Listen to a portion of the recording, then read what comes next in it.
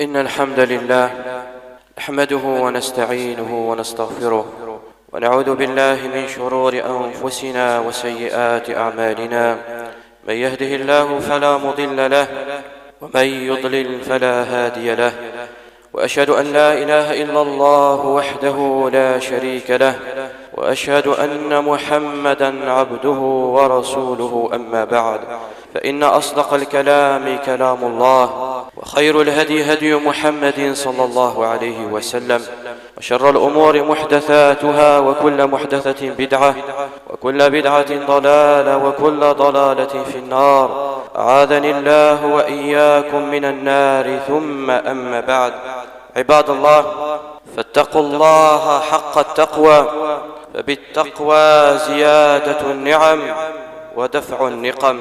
أيها المسلمون، لقد قدر الله مقادير الخلائق وآجالهم، ونسخ آثارهم وأعمالهم، وقسم بينهم معايشهم وأموالهم، وخلق الموت والحياة ليبلوهم أيهم أحسن عملا.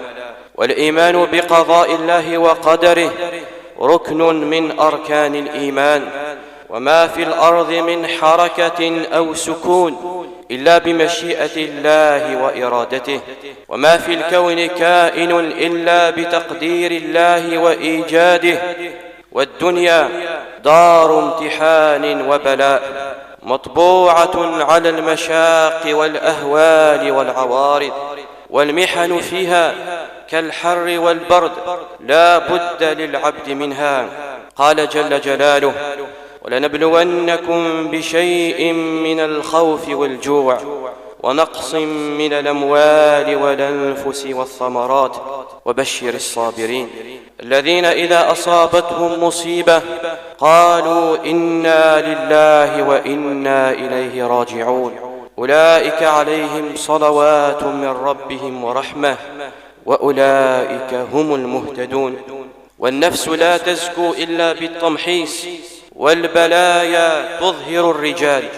يقول ابن الجوزي رحمه الله تعالى: من أراد أن تدوم له السلام والعافية من غير بلاء فما عرف التكليف ولا أدرك التسليم. ولا بد من حصول الألم لكل نفس سواء آمنت أم كفرت. والحياة مبنية على المشاق وركوب الأخطار، ولا يطمع أحد أن يخلص من المحنة والألم. والمرء يتقلب في زمانه في تحول من النعم واستقبال للمحن. وآدم عليه السلام سجدت له الملائكة، ثم بعد برهة من الزمن يخرج من الجنة. وما الابتلاء إلا عكس المقاصد وخلاف الأماني، والكل حتم يتجرع مرارته، ولكن ما بين مقل ومستكثر. يبتلى المؤمن ليهذب لا ليعذب، فتن في السراء ومحن في الضراء. قال تعالى: وبلوناهم بالحسنات والسيئات لعلهم يرجعون. والمكروه قد يأتي بالمحبوب، والمرغوب قد يأتي بالمكروه. فلا تأمن أيها المؤمن أن توافيك المضرة من جانب المسرة، ولا تيأس أن تأتيك المسرة من جانب المضرة. والله تعالى يقول: وعسى أن تكرهوا شيئا وهو خير لكم، وعسى أن تحبوا شيئا وهو شر لكم، والله يعلم وأنتم لا تعلمون. فوطن نفسك أخي المسلم على المصائب قبل وقوعها ليهون عليك وقعها، ولا تجزع بالمصائب، فللبلايا أمد محدود عند الله. ولا تصخب بالكلام، فربما كلمة جرى بها اللسان هلك بها الإنسان. والمؤمن الحازم يثبت للعظائم ولا يتغير قلبه، ولا ينطق بالشكوى لسانه. وخفف المصاب على نفسك بوعد الأجر وتسهيل الأمر لتذهب المحن بلا شكوى. وما زال العقلاء يظهرون الصبر عند المصاب لئلا يتحملوا مع النوائب شماتة الأعداء، والمصيبة إن بدت لعدو استبشر بها، وكتمان المصائب والأوجاع من شيم النبلاء، والصابرون مجزيون بخير الثواب. قال تعالى: ولنجزين الذين صبروا أجرهم بأحسن ما كانوا يعملون، بل أجورهم مضاعفة. قال تعالى: أولئك يؤتون أجرهم مرتين بما صبروا بل بغير حساب والله معهم إن الله مع الصابرين. وما منعك ربك أيها المبتلى إلا لتعطى، وما ابتلاك إلا لتعافى، وما امتحنك إلا لتصفى. يبتلي بالنعم وينعم بالبلاء سبحانه وتعالى، فلا تضيع زمانك بهمك بما ضمن لك من الرزق. ما دام الآجال باقيا كان الرزق آتيا. قال تعالى: وما من دابة في الأرض إلا على الله رزقها. وإذا أغلق عليك بحكمته طريقا من طرقه فتح لك برحمته طريقا أنفع لك منه. عباد الله، بالابتلاء يرفع شأن الأخيار ويعظم أجر الأبرار. يقول سعد بن أبي وقاص رضي الله عنه: قلت يا رسول الله، أي الناس أشد بلاء؟ قال: الأنبياء، ثم الصالحون، ثم الأمثل فالأمثل. يبتلى الرجل على حسب دينه، فإن كان في دينه صلابة زيد في بلائه، وإن كان في دينه رقة خفف عنه. ولا يزال المؤمن يبتلى حتى يمشي على الأرض وليس عليه خطيئة.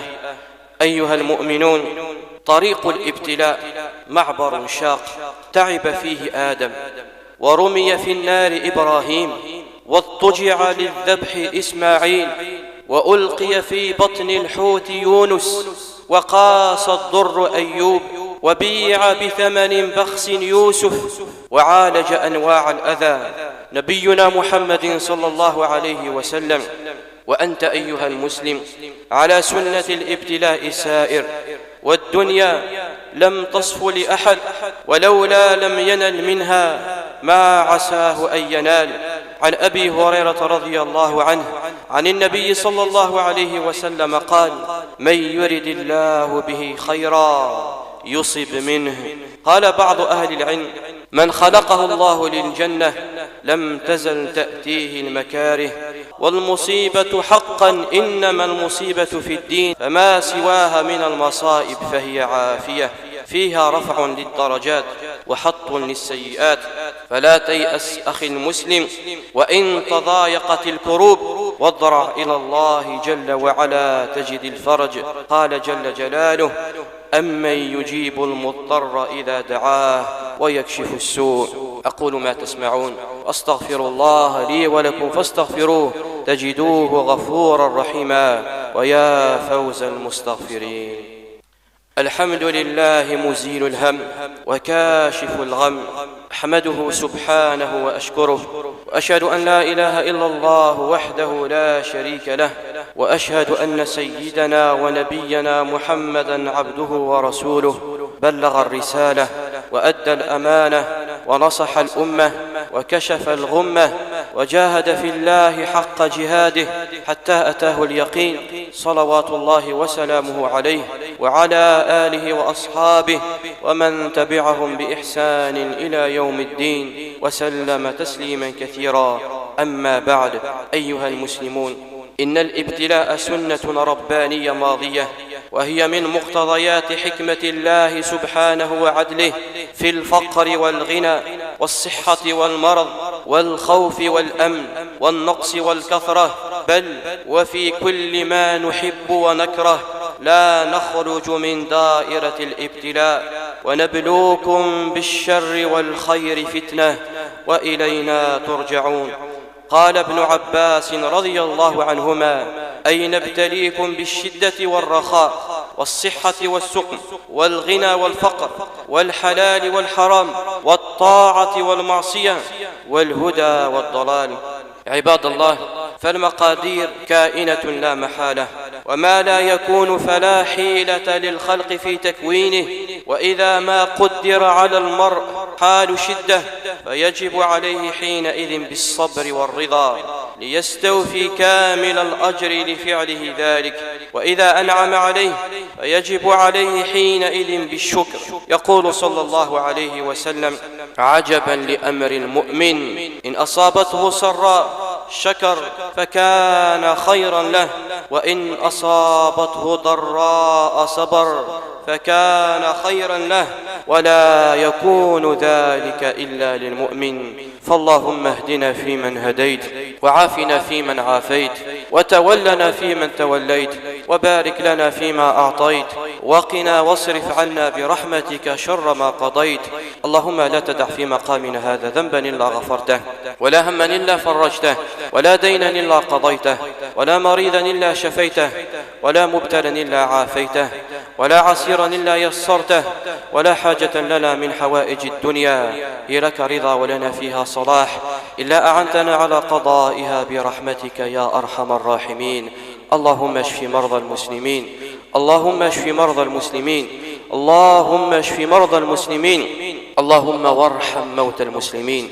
اللهم أعز الإسلام والمسلمين، وأذل الشرك والمشركين، ودمر أعداءك أعداء الدين، واجعل اللهم هذا البلد آمنا مطمئنا وسائر بلاد المسلمين. اللهم اجعل هذا البلد آمنا مطمئنا وسائر بلاد المسلمين. اللهم آمنا في أوطاننا، وأصلح أئمتنا وولاة أمورنا. اللهم آتنا في الدنيا حسنة وفي الآخرة حسنة وقنا عذاب النار. عباد الله، إن الله يأمر بالعدل والإحسان وإيتاء ذي القربى، وينهى عن الفحشاء والمنكر والبغي، يعظكم لعلكم تذكرون. ولذكر الله أكبر، والله يعلم ما تصنعون. وصلى الله على نبينا محمد وعلى آله وصحبه أجمعين.